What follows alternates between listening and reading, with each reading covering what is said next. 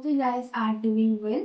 তো আগের বছরের মতো এই বছরও পুজোর লুক তোমাদের সাথে শেয়ার করবো বলে চলে এসেছি। আজকে তোমাদের সাথে শেয়ার করবো সপ্তমীর একটা মিষ্টি লুক। তার জন্য আমি পরেছি সিল্কের একটা শাড়ি আর সাথে অক্সিডাইজের কিছু জুয়েলারি।